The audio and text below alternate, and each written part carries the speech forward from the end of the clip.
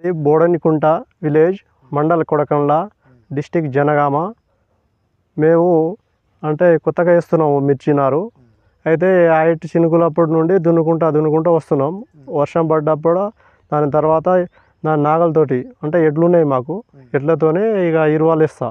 వర్షం పడ్డ తర్వాత 2-3 రోజుల తర్వాత భూమి ఆరిపోయినప్పుడు అట్లా ఎన్ని వర్షాలు పడతాయో అన్ని వర్షానికి మంచిగా దున్ని చదును చేసుకున్న తర్వాత ఇక అంటే సాలు ఇగో ఈ విధంగా సాలు వేసుకోవాలి 32 ఇంచులతోటి.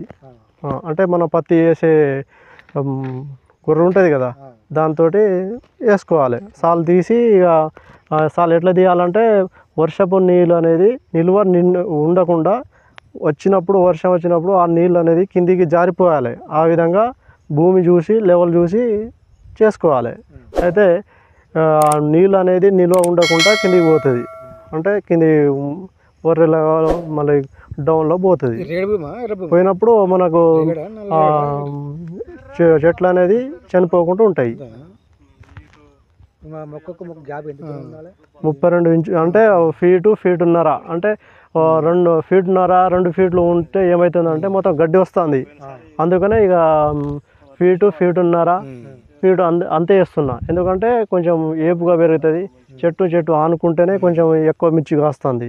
ఎందుకంటే ఇంతకుముందు పెట్టినా కాబట్టి నాకు అట్లా దగ్గర ఉన్న చోటనే ఎక్కువ కాసినాయి. ఇప్పుడు మైకో యశస్విని, అప్పుడే వేరేది వేసిన తేజ్తా అనేది వేసిన, అది కూడా బాగానే కాసింది. తేజే మొత్తం తేజ ఎకరం ఉంటుంది. ఇది ఎకరం ఉంటుంది మొత్తం తేజే.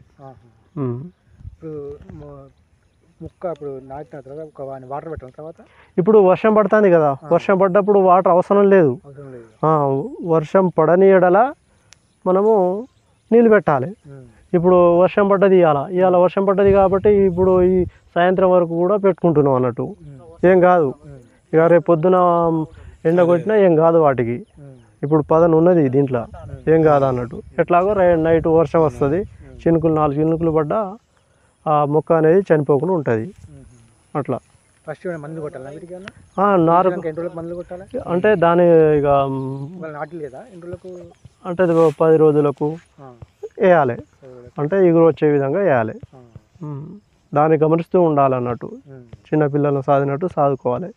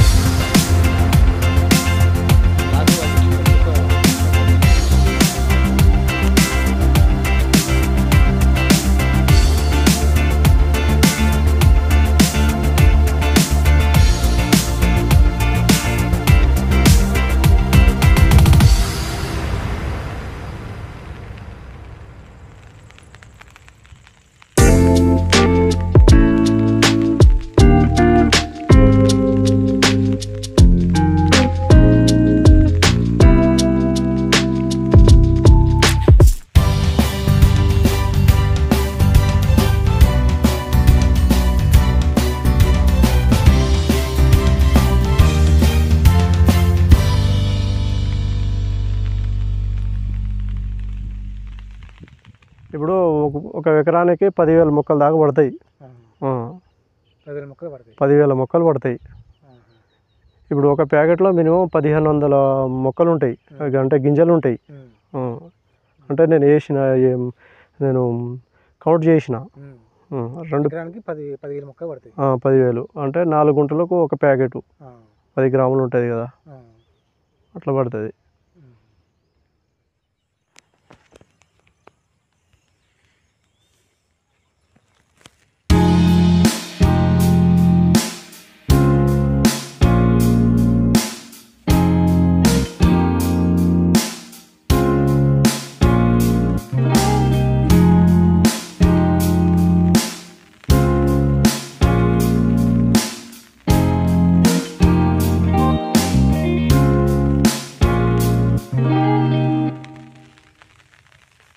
Thank you.